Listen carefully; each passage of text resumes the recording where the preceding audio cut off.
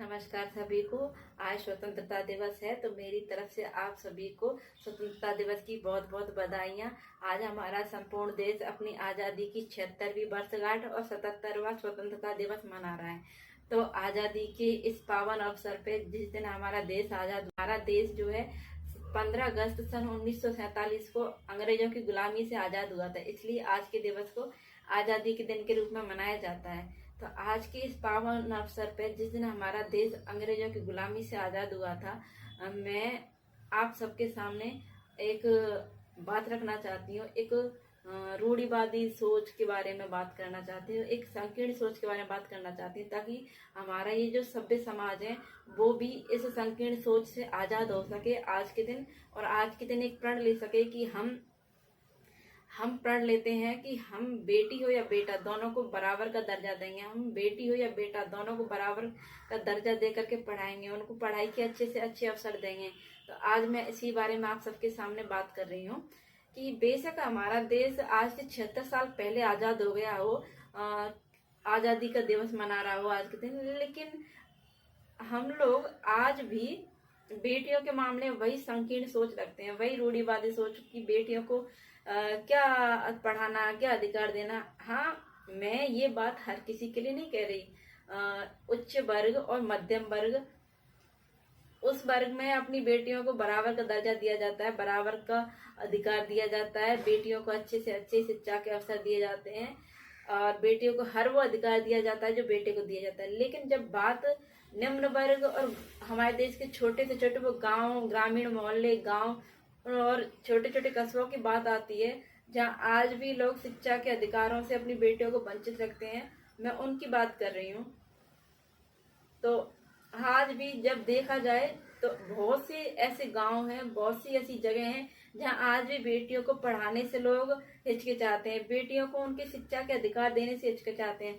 तो मैं आप सभी से यही बात आज चर्चा करना चाहती हूँ कि हम अपने आसपास में या अपने जानने वालों में या जितने भी हमारे आसपास इस तरह की सोच वाले व्यक्ति या इंसान हैं जो अपनी बेटियों को शिक्षा के अधिकारों से वंचित कर रहे हैं, तो उन सभी को यही सीख देनी है या यही एक संदेश देना है कि बेटी हो या बेटा सभी को अधिकार बराबर दो, सभी को शिक्षा का अधिकार बराबर मिलना चाहिए। बेटियां भी शिक्षा के अधिकार की अधिकारी हैं।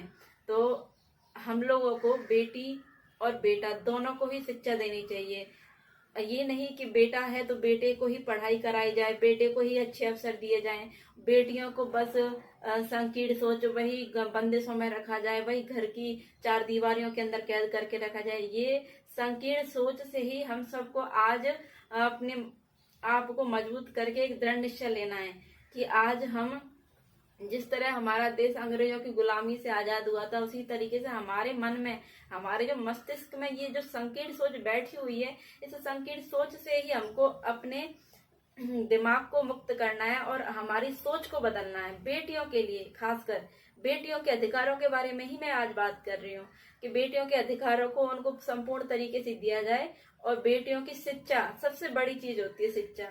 शिक्षा के लिए बेटियों को आगे से आगे बढ़ने का मौका दिया जाए, उनको हर वो अधिकार दिए जाए जिससे उनकी शिक्षा का हनन ना हो, उनको शिक्षा संपूर्ण तरीके से मिल सके।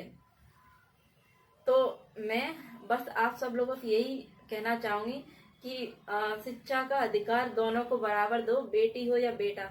ये नहीं है कि तुम्हारे घर में बेटा है तो बेटे को अच्छे से अच्छे अवसर दे रहे हो, पढ़ाई के लिए हर वो चीज कर रहे हो जो तुम करना चाहते हो, लेकिन जब बात बेटी की आती है तो तुम पीछे हट जाते हो। वही चीज से आज तुम सबको मुक्त होना है कि हम बेटी हो या बेटा दोनों को बराबर को शिक्षा का अधिकार देंगे, दोनों को अच्छे संस्कार देंगे। हाँ, बात जब संस्कारों की आती है तो ये नहीं कि बेटी को ही अच्छे संस्कार दें। क्यों भाई, बेटे को अच्छे संस्कार नहीं दोगे क्या? बेटे को भी तो अच्छे और सच्चे संस्कार देना जरूरी है सभ्य समाज के लिए, हमारे आने वाले युवा समाज के लिए। क्या तुम बेटे को अच्छे संस्कार नहीं दोगे? क्या बेटे को नहीं समझाएंगे कि समाज में किस तरीके से तुम्हें अपने संस्कारों को दिखाना है, किस तरीके से संस्कारों के साथ रहना है? क्या बेटियों के लिए संस्कार है? बराबर का दर्जा ये नहीं कि सिर्फ शिक्षा में, तो बराबर का दर्जा हर चीज में देना है, चाहे पढ़ाई का दर्जा हो या फिर संस्कारों का दर्जा हो, हर चीज में बेटा और बेटी दोनों को बराबर रखना है। आज के इस युग में हम इतना आगे आ गए हैं कि जहाँ बेटी हो या बेटा दोनों को जब देश बराबर मान रहा है, तो तुम इतनी तुच्छ सोच के साथ बेटी को इतना कम क्यों आ रहे हो कि अरे बेटी है तो क्या करेगी, एक दिन दूसरे घर जाएगी। क्यों, बेटियां कहीं और से आती हैं क्या? बेटे कहीं और से आते हैं? जो तुम बेटा और बेटी में फर्क करते हो, कहने को हमारे यहाँ इतने सभ्य सभ्य और इतने शिक्षित लोग बैठे हुए होंगे जो ये कहें कि बेटा बेटी बराबर है, लेकिन ये दो लाइन कहने से समाज में बेटा बेटी को बराबर का दर्जा नहीं मिल जाएगा। ये यहाँ से तुमको सोचना है कि बेटा बेटी बराबर है कि नहीं। अरे आज भी बहुत सी जगह यहाँ यही चीज चली रहती है कि बेटी हो गई तो जैसे घर में एक मौत आ गई, घर में मातम सा पसर जाता है। तुमको बेटियों के पैदा होने पे इतना दुख क्यों होता है? क्यों, बेटियां कहीं और से आई है क्या? अगर इस संसार में एक स्त्री का ही जन्म नहीं होता तो संसार कहाँ से आगे बढ़ता, कहाँ से ये संसार बनता? तो तुम एक बेटी के जन्म पे इतना क्यों हतोत्साहित होते हो कि अपनी बेटी को लेके एक दिन में ऐसा लगता है जैसे कि सारा संसार खत्म हो गया। मैं ज्यादा बड़ी बात नहीं कहूंगी, बस बार बार एक ही बात कह रही हूँ कि आज के दिन हम सबको बस एक ही प्रण लेना है कि बेटी हो या बेटा दोनों को बराबर का दर्जा देना हो।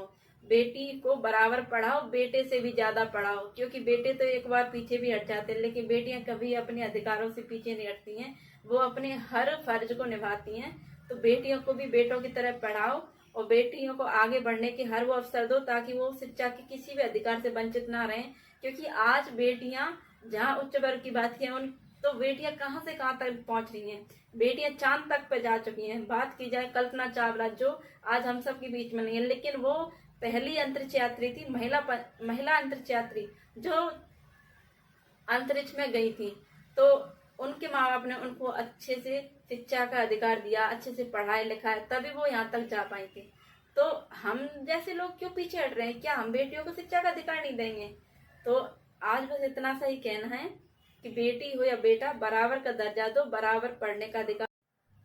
कहने को हम लोग सभ्य समाज के सभ्य नागरिक हैं, पर बेटियों के मामले में तो बिल्कुल भी सभ्य नहीं है।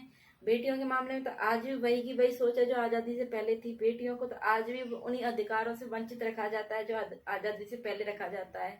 हाँ, बात अगर मध्यम वर्ग या उच्च वर्ग की जाए तो वहाँ बेटियों को बराबर का दर्जा दिया जाने लगा है, लेकिन आज भी कुछ गांव में, कुछ छोटी जगहों पे आज भी बेटियों को उनके अधिकारों से वंचित रखा जाता है। बेटियों का सबसे बड़ा अधिकार है उनकी शिक्षा का अधिकार। तो बात अगर जब उनकी शिक्षा की आती है तो हर निम्न वर्ग का व्यक्ति सोचने को मजबूर हो जाता है कि बेटियों को क्या पढ़ाना है, और उनकी यही सोच हमारी बेटियों को, हमारी बहनों को, हमारी आने वाली पीढ़ियों को पीछे कर रही है। तो मैं आप सभी के सामने यही बात रखना चाहती हूँ कि हम लोगों को आज इस आज़ादी के दिन पे आप सभी को एक प्रण लेना है कि बेटी हो या बेटा सभी को बराबर का दर्जा दें। आंसू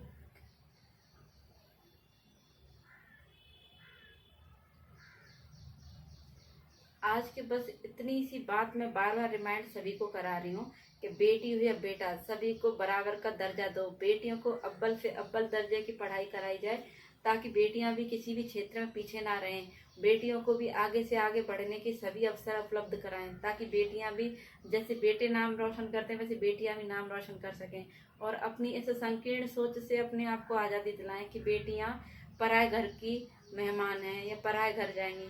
अरे तुम अपने घर में तो उनको दर्जा दे दो, पहले अपने घर में तो उनको अच्छे संस्कार दे दो, उनको अच्छे अधिकार दे दो, तब बात आती है दूसरे घर जाने की। दूसरे घर तो बाद में जाएंगी, पहले जिस घर में उनका जन्म हुआ है उस घर में तो उनको पूरे अधिकारों के साथ रहने दो, पूरे अधिकारों के साथ उनको आगे बढ़ने दो। तुम अभी जिस घर में उनका जन्म हुआ है उसमें उनके अधिकारों से वंचित कर रहे हो और फिर बात कर रहे हो दूसरे घर जाने की।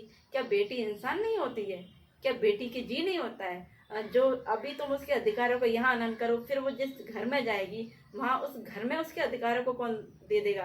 कौन उसको ये कह देगा कि तुम भाई पूरी आजादी के साथ इस घर में रहो? तुम जिस घर में बेटी को लेके आए हो, जिस घर में उस बेटी का जन्म हुआ है उस घर में उसके अधिकारों से वंचित कर रहे हो, तो दूसरे घर में जाने के लिए कैसे कह दोगे तुम्हारी बेटी कल उस घर में खुश रहेगी?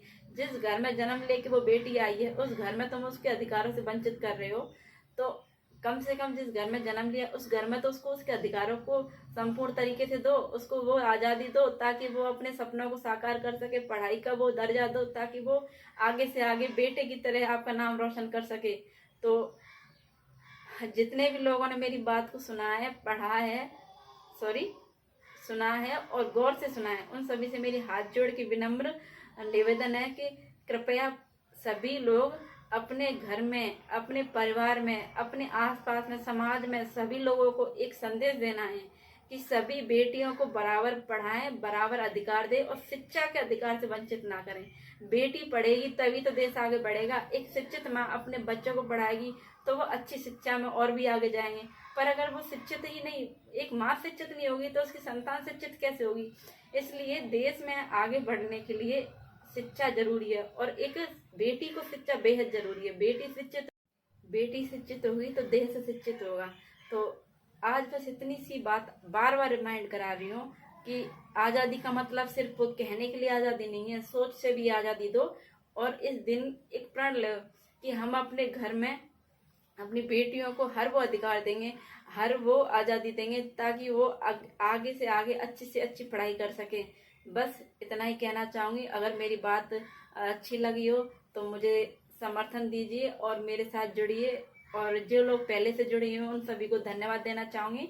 और अपने सभी साथियों तक मेरे इस वीडियो को पहुँचाने की कोशिश करें ताकि वो उन लोगों को भी मेरा ये संदेश पहुँच सके। तो आज के लिए बस इतना ही। धन्यवाद सभी को मेरा वीडियो देखने के लिए।